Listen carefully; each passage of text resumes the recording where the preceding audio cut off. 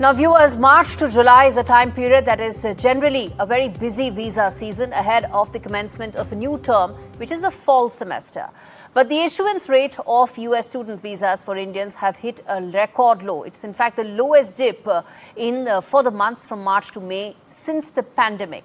As per the latest data that's come in from the American State Department, the numbers have crashed to 27% in comparison to where they stood last year. And let's get you those numbers in greater detail, viewers, to be able to better understand just how significant that impact has been as far as students are concerned. Let's first put up the numbers. You can see that for 2021, that was the COVID year. 2022 was the first year when international travel has sort of just picked up. It was 10,000. 2023 was about a little under 15,000, which has been the highest in the last 5 years. It dipped to 13.5, and now it's come to sub 10,000 levels. It's actually the lowest in the last 4 years. So you take away the COVID year, which is 2021, see the kind of dip that has come in as far as visas are concerned. Now, why is that is something that needs to be now talked about in greater detail. And let's put that out as well as to why is it there are lesser and lesser number of F1 visas. F1 is the category in which visas have to be granted when you go out for studying in like a proper course. J and M are separate categories, but F is when you go for a proper degree course. Now, why is it that this has happened? The crackdown of Donald Trump's administration on visas continues. First and foremost, thousands of student visas had actually been revoked. And why had that happened? There were actually very flimsy grounds on which this had happened. Minor infractions, traffic violations, all that were cited as reasons for the visa to be revoked. And in addition to that, what had happened was the latest that has come in is that social media accounts are now being vetted. Now, all students who wish to apply for a visa have been told by the US State Department that they've got to make their settings public.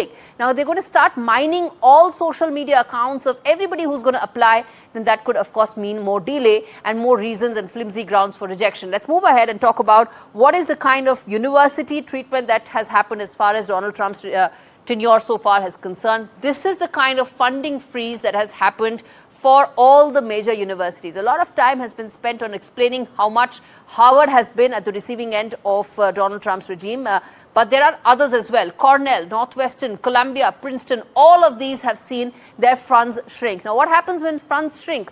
There are lesser number of international students who are given those scholarships. One reason why these numbers have lowered. And let's now talk about the other aspect of why the crackdown on students has actually been so intense. OPT. Now, OPT is the optional practical training, which is when you can study and at the same time opt for some sort of training mechanism. A lot of students, most of them opt for that, and that is likely to end.